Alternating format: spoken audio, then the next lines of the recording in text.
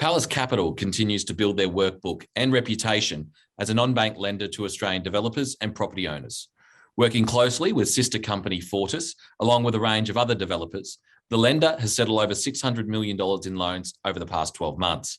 To explain the model behind Pallas Capital is Executive Director and CIO Dan Gallen. Thanks for joining us on The Urban Developer. Thanks, Adam, and hi. Now, the non-bank sector is really firing up in Australia, filling a void left by the big four. Just give us a sense, how competitive would you describe the current environment?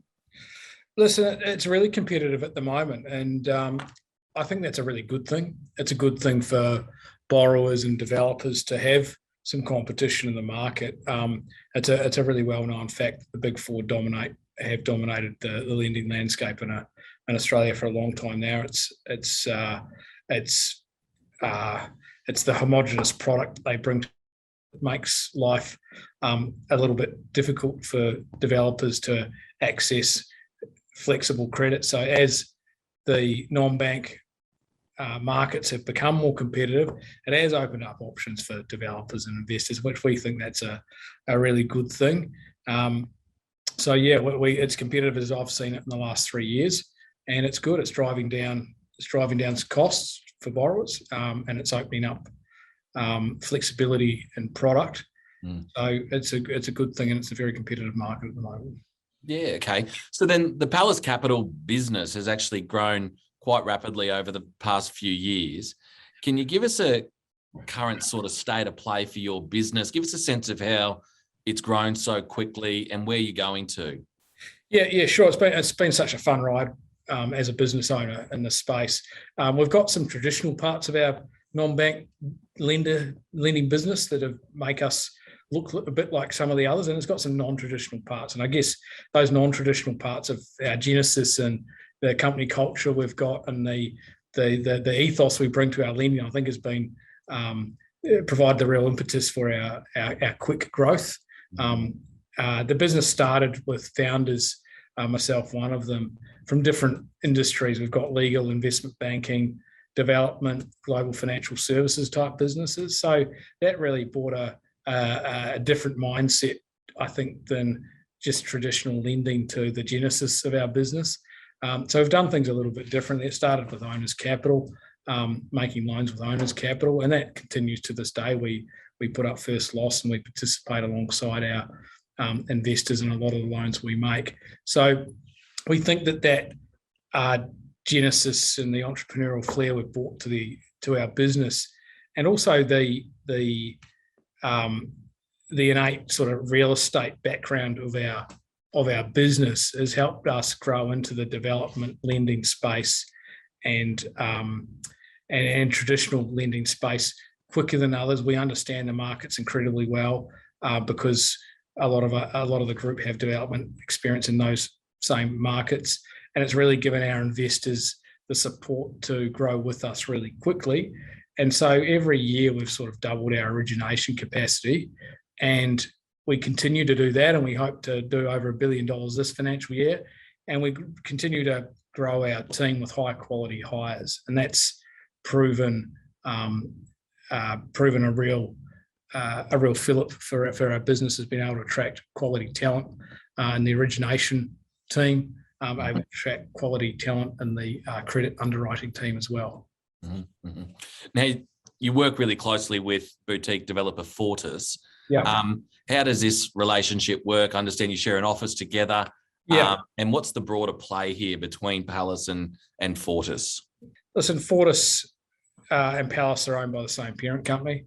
As far as Pallas Capital goes, Fortis is a fantastic developer, got a great reputation, delivers really awesome product. So for Pallas Capital, Fortis is another non-bank client. We look at Fortis deals, loans like we would other borrowers. They get assessed on the same criteria, but Fortis use ANZ, CBA, Westpac, other non-banks. So they're just another client as far as the lending. They're another client. Now, Dan, give us a sense of the investors putting money into the Pallas Capital funds. Who are they? Where are they coming from? What are they looking for? and sort of how is that changing?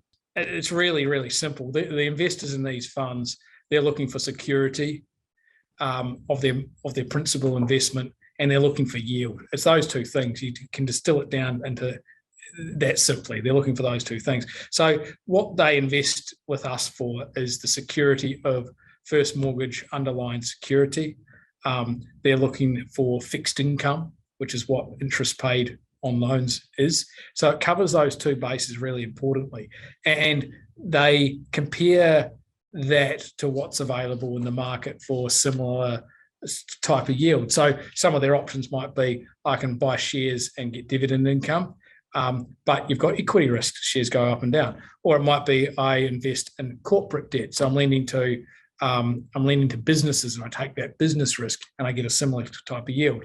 Or I can invest with Pallas and they will deploy into first mortgages and they weigh those up and say, well, which one's the least risky out of all of those? And of course, I'm incredibly biased, but I think the real estate debt is the most secure out of those.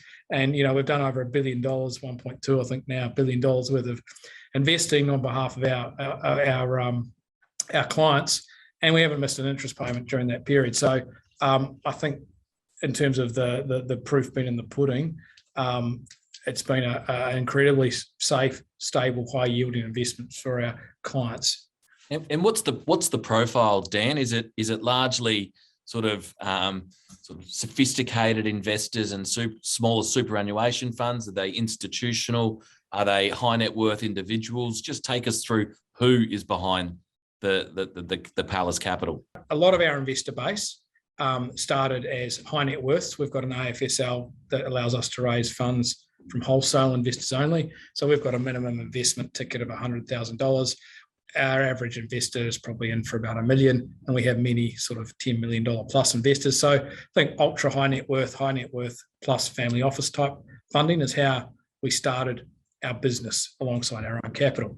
Now, there's a lot of mortgage managers, is what I'd probably call them, that do a similar kind of thing. So when we talked about the competition in the sector, a lot of that competition is driven by liquidity in the market from high net worths, ultra high net worth family offices that invest with these mortgage managers, and they're all out hunting for loans, which is a great thing. As I said, the competition's great for the borrowers, it's good for the sector, takes some load off the banks, et cetera, et cetera. However, what we found is that during the first COVID lockdown in May last year, those investors, they go in on loans, typically loan by loan. So they invest in a specific loan. But when nervousness hits those markets, what happens is that those investors don't reinvest for a period. So all of a sudden, the liquidity from those high net worths drains out of the market, and the markets become very uncompetitive really, really quickly because the capital behind those loans isn't sticky when there's nervousness in the market. So it's fantastic at the moment. Everyone loves the yield. The COVID thing, the COVID nervousness, it's a real annoyance, but it's not causing people to not invest at the moment. So that liquidity is how we also started our business too, but we've since moved to a more pooled fund structure, and we issued a 4-year bond. So we have these pools of capital that have longer dates than just coming in and out of specific loans. We get control over those funds for certain periods of time, so it's stable capital. And so our evolution has been high net worth family office loan by loan into funds that we have discretion and control over, subject to a set of rules. Mm-hmm. So I think that that's where the market's going for Australian real estate debt capital to be truly competitive and stable. More of those mortgage managers that do loan by loans, it's good for the time being, but it's not a stable long-term fix. So we're moving into that stable long-term fix phase now. We've got pools of stable capital, and that's going to allow us to keep lending through cycles because you don't have investors causing runs on or not redeploying when they get repaid. So I think that's both a challenge for the sector, is more stability in the the origins of these funds.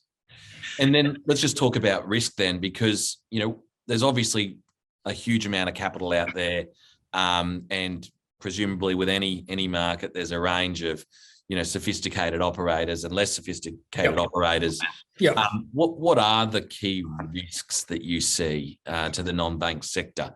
I guess if you're a developer, what are the things you need to look out for in relation to where you get your money from? So if I'm a developer, I'd be looking at the manager where I'm getting the funds from, and make sure that they've got the capacity to fund my loan, and they may not have to go out cap in hand or on an individual basis to raise my money. So I'd want to know that there's certainty of funding there. If I'm the borrower, Pallas Capital and some of the larger non-bank lenders definitely have that certainty because we've got pooled funds of capital sitting in the bank ready to go. That's one point. If I was an investor looking to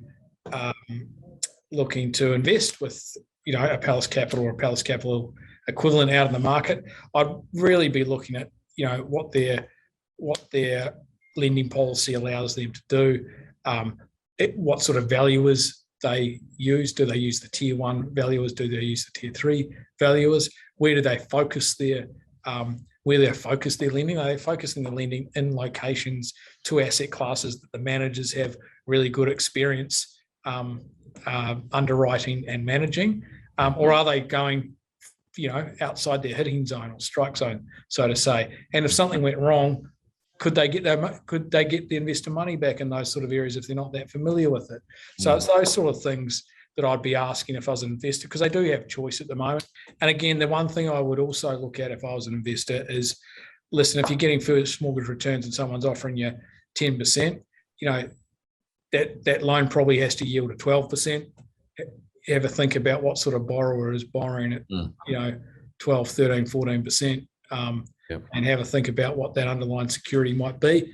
Or do you sort of get 6 to 7% on something a bit more traditional and something you sleep well at night?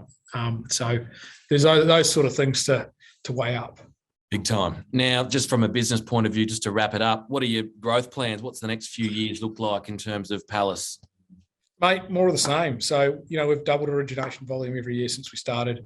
The big goal was to keep doing that. It can't go on indefinitely, but we think we've got another 12 months ahead of us. It's to grow out that discretionary capital. It's to partner with an institution and watch this space. Hopefully we'll have something to disclose in the not too distant future, next month or two.